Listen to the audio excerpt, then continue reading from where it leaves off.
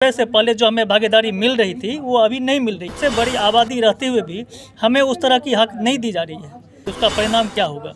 और विधानसभा में ऐसी 60 सीटें जो आंतरिक सर्वे के द्वारा चिन्हित किया गया है, जो ब्राह्मण के वोटों पे ही मतलब ब्राह्मण बाहुल एरिया है, ब्राह्मण जिधर चाहेगी वो सीट उधर घूमेगी। तो जो भी पार्टी हमारी मांगों को पूरी करेंगे, जो हमारी कुछ मांगे हैं, जो पुजारी की जो मासिक वेतन है, भत्ते है इत्यादि दिया जाए, उनकी जो आर्थिक स्थिति है। ब्राह्मण स्वाभिमान सम्मेलन ये करने जा रहे हैं। अभी हम मौजूद है गार्गी ग्रैंड जी 17 वर्षों से जी 21 जून 2006 से ये कर रहे हैं। ठीक है, मतलब फिर आज एक बार करने की जा रहे हैं। एक बार नहीं, ये लगातार साल भर से चल रहा है। 25 दिसंबर 2022 में झंझारपुर से चालू हुआ, फिर सुपौल में किए, फिर दरभंगा में किए, विभिन्न जिलों में करने के बाद तो अब कारण क्या हुआ प्रेस कॉन्फ्रेंस रखने का? प्रेस कॉन्फ्रेंस का है कि चूंकि कल हम लोगों का कार्यक्रम है बापू सभागार में, तो एक आमंत्रण देना था प्रेस वालों को भी और आपके माध्यम से सभी ब्राह्मणों को भी, जो हम लोग आह्वान कर चुके हैं लोगों को। स्वतः स्फूर्त वातावरण से लोग आ रहे हैं और आप लोगों के माध्यम से जितनी दूर आवाज़ जाएगी वो लोग भी फिर स्वतः स्फूर्त आएंगे। हम किसी को छोड़ नहीं रहे हैं, सभी ब्राह्मण को जोड़ रहे हैं।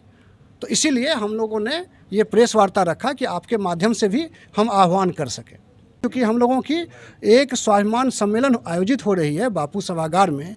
बिहार का सबसे बड़ा हॉल है और जाड़ा भी है, दरोगा का परीक्षा भी है, और आप सोच सकते हैं कि इतनी परीक्षा, दो परीक्षा है कल, और उसके बाद युवा परीक्षा में जा रहा है, ठीक है ना। और हम लोग पटना के सबसे बड़े हॉल में कार्यक्रम करने जा रहे हैं। इसका मतलब हम लोगों का संगठन पैन बिहार में है, हर ब्लॉक में है, इसलिए हम लोग सहजता से कर रहे हैं। हमारा ये कहना है कि जो लोग नहीं भी जुड़े हैं हम लोगों से, हम सबसे आग्रह करते हैं, चाहे वो कोई संगठन चला रहे हों, किसी राजनीतिक दल में हों, सभी ब्राह्मणों को हम आग्रह करते हैं कि आइए और अपनी समाज की बात विमर्श में शामिल होइए, मार्गदर्शन करिए और एक ब्लूप्रिंट 10 साल का आगे बना के चलेंगे, आगे काम करेंगे। को पटना के बापू सभागार में एक कार्यक्रम का आयोजन किया गया है, जिसमें बिहार के सभी जिले से, सभी गांव से, हर एक कोने कोने से ब्राह्मण लोग इकट्ठा होने जा रहे हैं और हम लोग बैठ के निर्णय करेंगे कि आगे वाला भविष्य क्या होगा, हमारी राजनीति की दशा और दिशा क्या होगी। आपको बता दूं, ये मूल रूप से सामाजिक संगठन है जो 17 वर्षों से लगातार अपने समाज के लिए काम करती आ रही है। लेकिन आप देखते हैं लगातार ब्राह्मणों की जो आशा है उसको अपेक्षित करते हुए केंद्र सरकार, राज्य सरकार दोनों उनको अपने चाहते हैं कि वो हमारे बंधुआ वोटर बन के रहे, और हमारी मांगों को वो कोई ना पुनर्विचार करते हैं, न उस मांग पे कोई कुछ करने को तैयार होते हैं। अभी हाल ही में देखे होंगे आप, राजस्थान में एक विप्र स्वाभिमान सम्मेलन हुआ तो राजस्थान के मुख्यमंत्री एक ब्राह्मण हुए। उससे अधिक ब्राह्मण बिहार में रहते हैं और बिहार में बहुत अधिक ब्राह्मण जो है वो अपनी जातिवाद के कारण बहुत नीचे जा रहे हैं। आप 1990 के दशक के बाद देखेंगे तो ब्राह्मणों की राजनीति में बहुत ही संख्या नगण्य रह गई है। 1990 से पहले जो हमें भागीदारी मिल रही थी वो अभी नहीं मिल रही है। अभी आप जातीय जनगणना की जहाँ तक आप देखे होंगे आंकड़ा, तो सवर्णों में सबसे बड़ी आबादी ब्राह्मणों की है।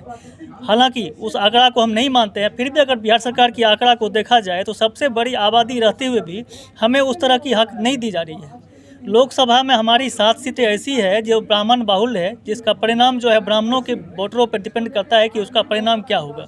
और विधानसभा में ऐसी 60 सीटें जो आंतरिक सर्वे के द्वारा चिन्हित किया गया है, जो ब्राह्मण के वोटों पे ही मतलब ब्राह्मण बाहुल एरिया है, ब्राह्मण जिधर चाहेगी वो सीट उधर घूमेगी। तो जो भी पार्टी हमारी मांगों को पूरी करेंगे, जो हमारी कुछ मांगे हैं, जो पुजारी की जो मासिक वेतन है, भत्ते है इत्यादि दिया जाए, उनकी जो आर्थिक स्थिति है बहुत खराब है। और EWS का आरक्षण जो दिया गया है, जो 10% का आरक्षण दिया गया सवर्णों को, सवर्णों में सबसे बड़ी जाति ब्राह्मण है और सबसे अधिक गरीब ब्राह्मण ही है। तो उनके लिए एक अलग से EWS कोटा में एक 30 से 35% का एक आरक्षण के अंदर आरक्षण दिया जाए ब्राह्मणों के लिए, ताकि उनके बच्चे को जो है उचित मार्गदर्शन मिल सके। हम देख रहे हैं कि आपके पोस्टर में चाणक्य जी का भी तस्वीर बना हुआ है, क्योंकि ये भी ब्राह्मण थे। अब ये बताइए कि हम तो देख रहे हैं कि सरकार में भी ब्राह्मण है, सुप्रीम कोर्ट में भी ब्राह्मण है, हाई कोर्ट में भी ब्राह्मण है और सरकारी सभी संस्थाओं में हमें तो ब्राह्मण दिखाई देता है। देखिए, सबसे पहले मैं उन जातिवाद करने वाले को पूरा इस पोस्टर के माध्यम से उनको बताना चाहता हूँ कि कौटिल्य चाणक्य जिसको बोलते हैं आप, आचार्य चाणक्य वो थे जो एक दलित जाति के लोगों को आगे बढ़ाने का काम किए। उस गद्दी पे वो खुद बैठ सकते थे, लेकिन वो नहीं बैठे। देखिए, जो स्वाभिमान, जब उनके स्वाभिमान पे आँच आ गई तो उन्होंने एक जो बालक था उनको ट्रेनिंग कर करके उनको आगे बढ़ाने का काम किया है। तो ब्राह्मण हमेशा समाज को आगे बढ़ाने का काम किया है, जातिवादी फैलाने का काम कभी नहीं किया है और समाज को जोड़ने का काम किया है। ये पोस्टर का जो आपका ध्येय आप तो समझ में आ गया होगा चाणक्य जी हमारे पोस्टर में क्यों है।